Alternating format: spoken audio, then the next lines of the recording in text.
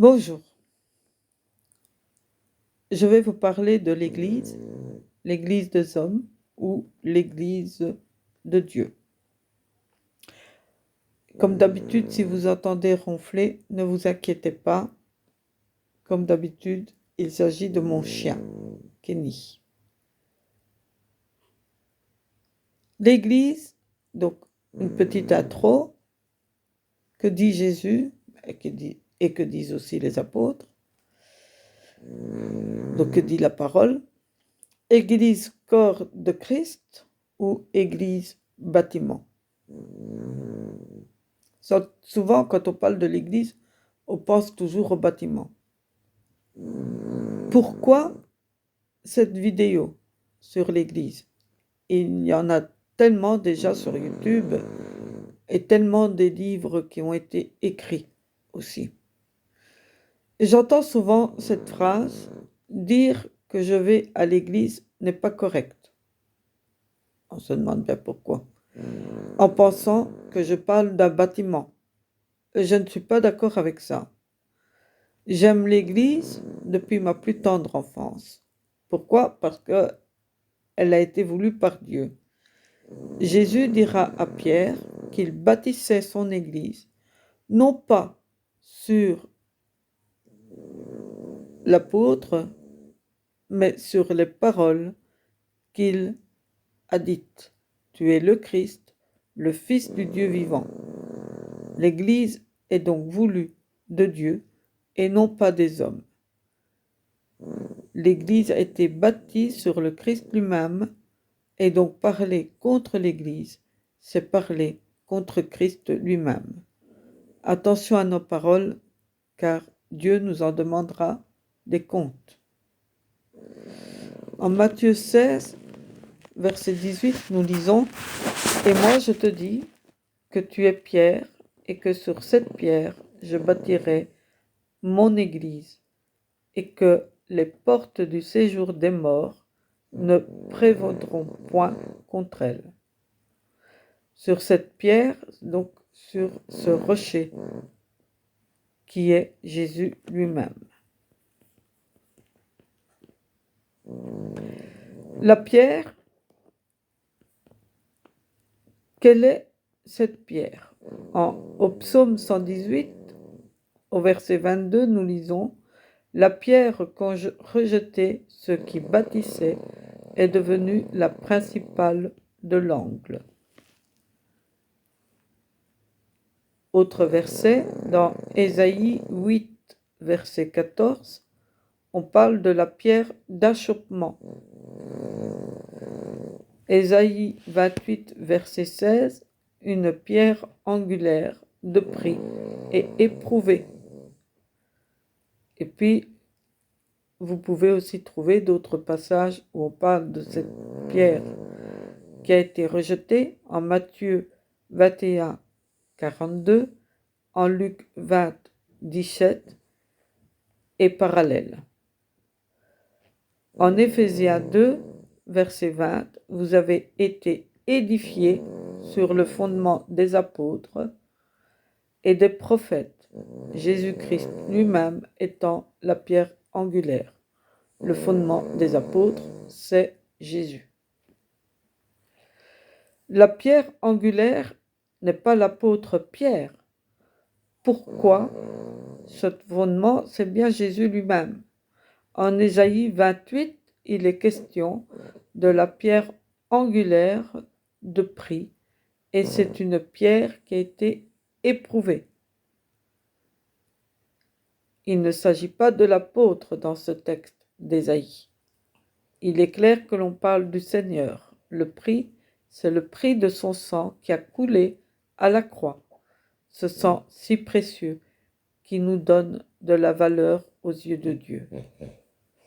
Par ce sang versé sur la croix, nous avons la vie en Christ, Jésus. Et nous sommes des enfants de Dieu. Quel est donc ce témoignage de Pierre? Il dit « Tu es le Christ, le Fils du Dieu vivant ». Et c'est sur cette confession de Pierre « Tu es le Christ » que l'Église est fondée. non pas sur l'apôtre, mais sur le Christ lui-même. D'ailleurs, à plusieurs reprises, l'apôtre Paul nous parle de Christ qui est la tête de l'Église. Jésus dit « mon Église ». Qui est donc le fondateur de l'Église? Ce ne sont pas les apôtres, comme certains le prétendent, mais il s'agit encore une fois de Christ lui-même. Il est la pierre qui a servi pour bâtir l'Église. Il est la tête de l'Église. En hébreu, cette pierre angulaire est appelée roche pina, c'est-à-dire la pierre d'angle rejetée par les bâtisseurs. Il est bien la tête du corps et nous en sommes les membres. On parle des portes du séjour des morts. Dans la version Martin, les portes du séjour des morts est appelé le séjour des morts. Non, dans la version Martin, le séjour des morts est appelé enfer. Pardon, désolé, j'ai mal lu. Donc, dire que l'enfer n'existe pas, c'est faux. Nous trouvons dans ce mot dans la version donc Martin, dans la Bible Crampon, et vous pouvez le trouver dans d'autres versions aussi.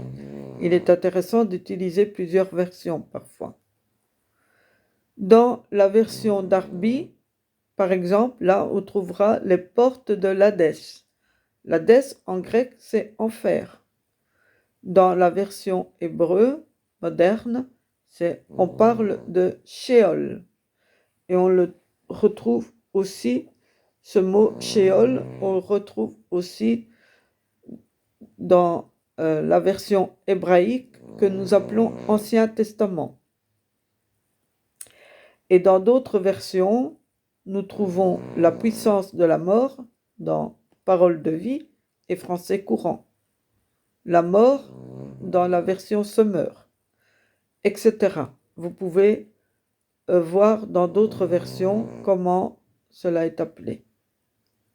Alors, ces portes, Satan et ses sbires ne sont pas assez puissants pour détruire le corps de Christ. Bâtiment, le lieu où nous nous réunissons, que ce soit un bâtiment particulier, une salle, une maison, ou même dans un parc, ou une forêt. Ça, c'est pas des bâtiments, mais ça s'appelle église. Pourquoi? Parce que nous y sommes, nous. La Bible appelle le bâtiment, par exemple le temple, le bâtiment construit par Salomon, le lieu où les apôtres s'y rendaient régulièrement, et même Jésus y s'y rendait régulièrement, est appelé temple. Et tout lieu où nous foulons, où foulent nos pieds, est un lieu saint, parce que nous sommes nous-mêmes le temple, l'Église de Christ. Référence biblique dans les Écritures hébraïques, donc quand je dis Écriture hébraïque, il s'agit de l'Ancien Testament. Le tabernacle, Mikdash, ils me feront un sanctuaire et j'habiterai au milieu d'eux. Nous lisons cela dans Exode 25 au verset 8. Et vous pouvez lire tout Exode 25. Et où on nous donne toute la description dans ce chapitre pour la construction du tabernacle. C'est très beau d'ailleurs à lire ça. Le temple, aussi appelé Mikdash, dans le livre de 1 Roi 6 à 8. Description de la construction du temple de Salomon. Alors, dans les Écritures apostoliques, dans la colonne de gauche, je parle là, j'ai pris des exemples de versets qui parlent du temple, il s'agit de la construction. À droite, il s'agit de nous. Donc en Matthieu 21, nous lisons « Jésus chasse les vendeurs du temple et il y guérit les malades. » Donc on voit que Jésus se rendait au temple. Matthieu 24, Jésus et ses disciples sortaient du temple et Jésus prophétise sur la fin des temps. En Marc 12, 35, Jésus enseignait dans le temple. Luc 2, présentation de Jésus au temple. Luc 7, Jésus monta au temple pour enseigner. Luc 2, les apôtres se rendaient chaque jour au temple et ils étaient tous ensemble assidus à s'y rendre. Pour la prière aussi, par exemple. 2 Thessaloniciens 2, verset 4. L'Antéchrist ira jusqu'à s'asseoir dans le temple de Dieu. Apocalypse 7, il est question de ceux qui servent dans le temple de Dieu jour et nuit. Apocalypse 14, les anges qui sortent du temple. On voit là que le temple, il s'agit du temple construction. Dans les 3 derniers versets que je donne ici, ça peut être aussi le temple. Donc, oui, c'est la construction. Les anges qui sortent du temple, ben là, c'est pas une construction faite de main d'homme, hein, bien sûr.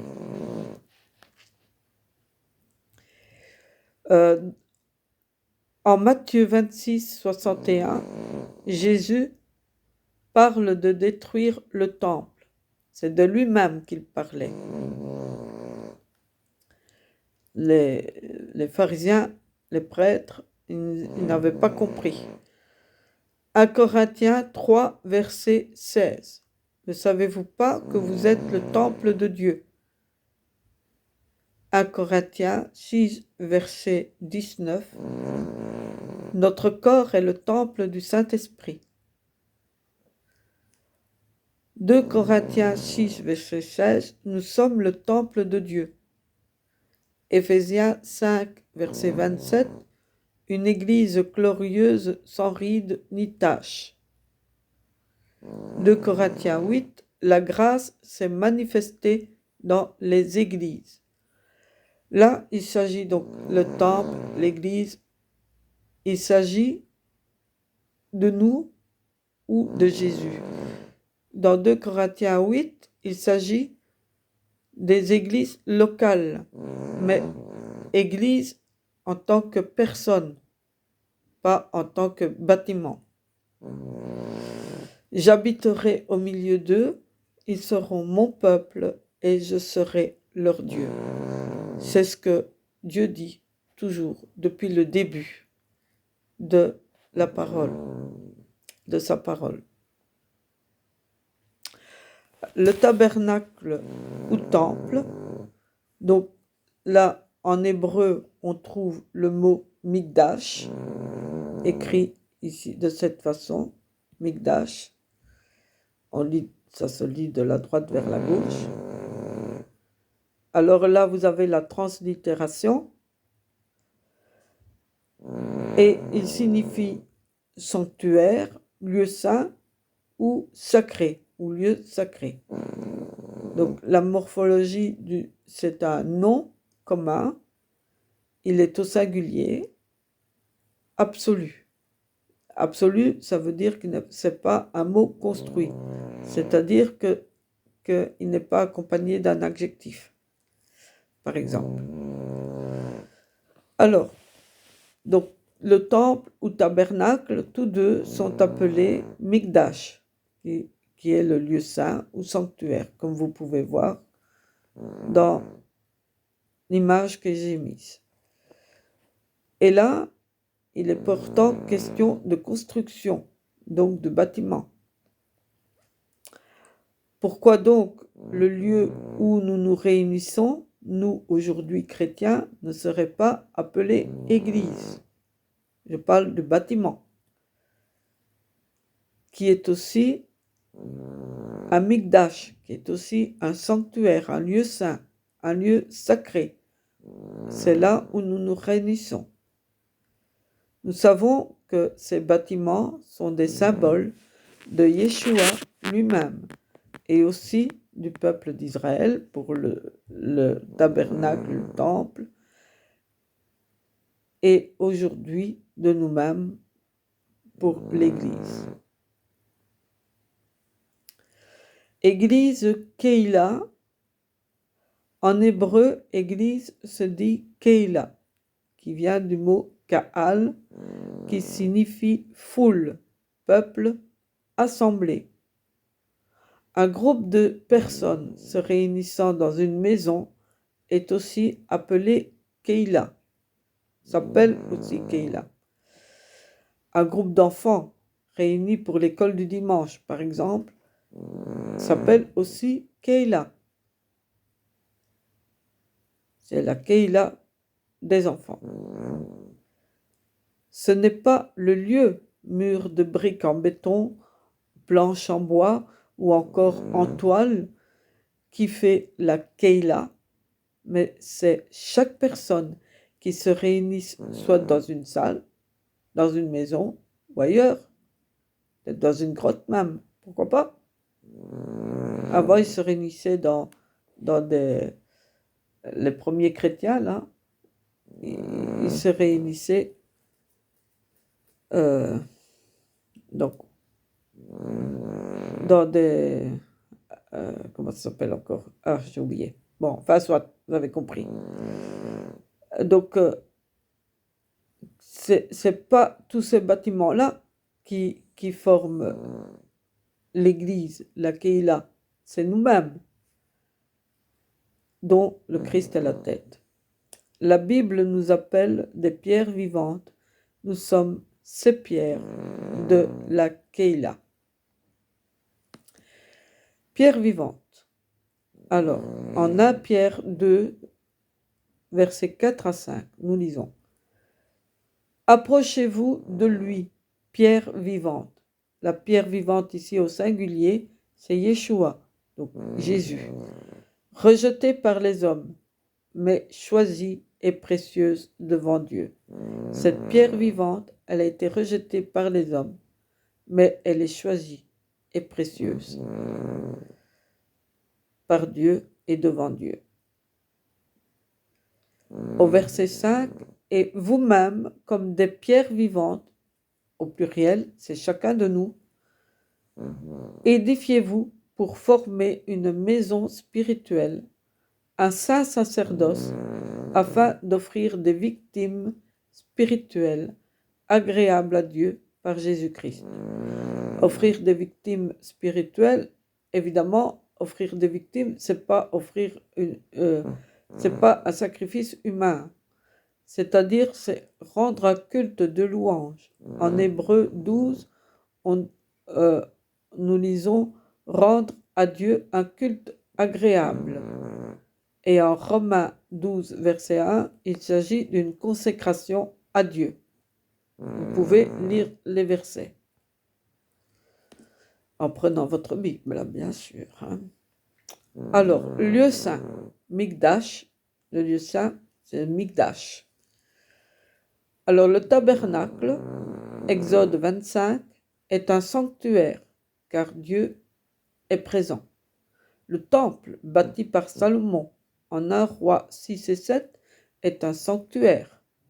Dans le livre de Samuel, il est question d'un temple de l'Éternel à Silo, est un sanctuaire. L'église, bâtiment, est un sanctuaire parce que Dieu y est présent aussi. Bien sûr, la synagogue aussi, également. Je ne l'ai pas mis, mais la synagogue également. D'ailleurs, là, je dis, le tabernacle, le temple, j'ai oublié la virgule, la synagogue et l'église sont des lieux saints. Ce sont des constructions faites avec des matériaux construit par les hommes selon le modèle qui leur a été montré. En tout cas, pour le temple et le tabernacle, ce sont des modèles qui a été montré pour le tabernacle. Dieu l'a montré à Moïse. Pour le temple, Dieu l'a montré à David et Salomon. Ces bâtiments symbolisent le Christ. Ils sont voulus par Dieu car ce sont des lieux de rencontre avec lui et lui avec nous.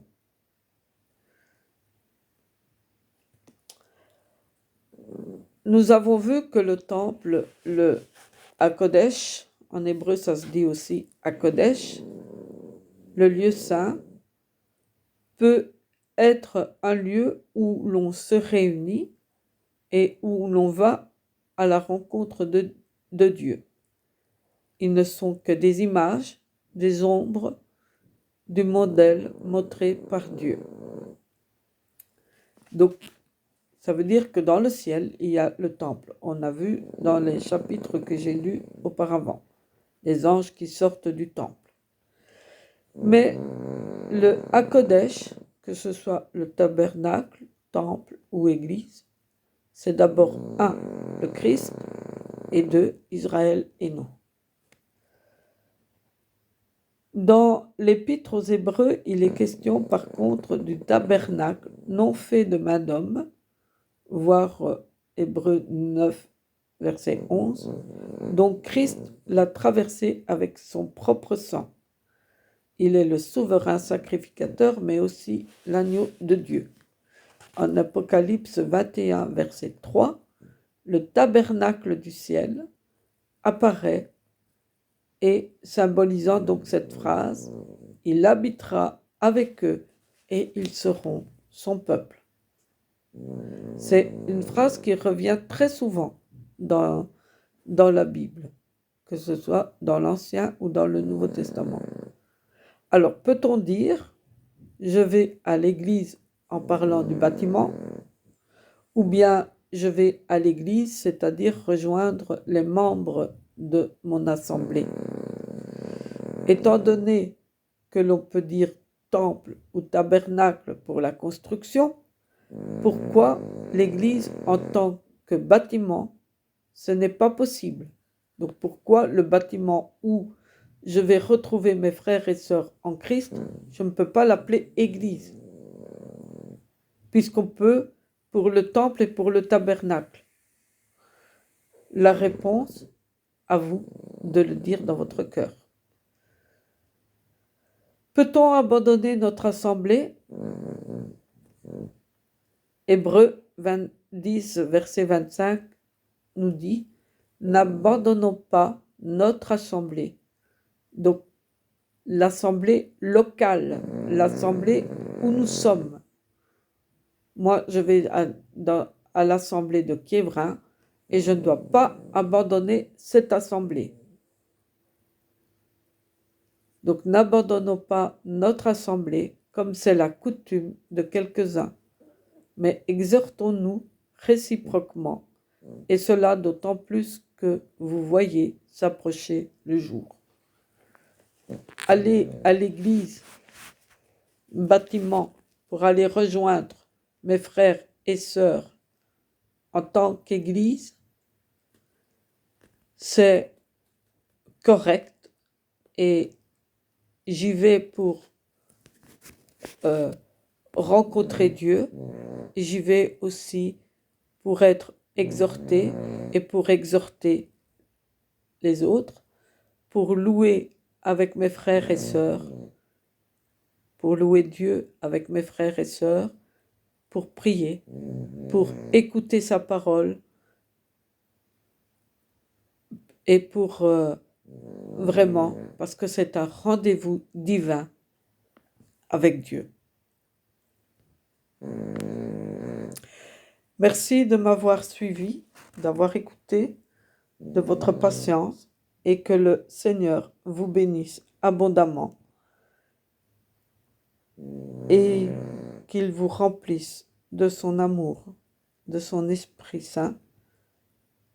Alors, Église, bâtiment, ou église des hommes, église de Dieu, ou aussi église assemblée des frères et des sœurs. À vous de dire ce que vous pensez et en tout cas dire je vais à l'église, que ce soit le bâtiment ou que ce soit rejoindre mes frères et mes sœurs, n'est pas incorrect. Que le Seigneur vous bénisse et vous garde et qu'il donne tout ce que votre cœur désire.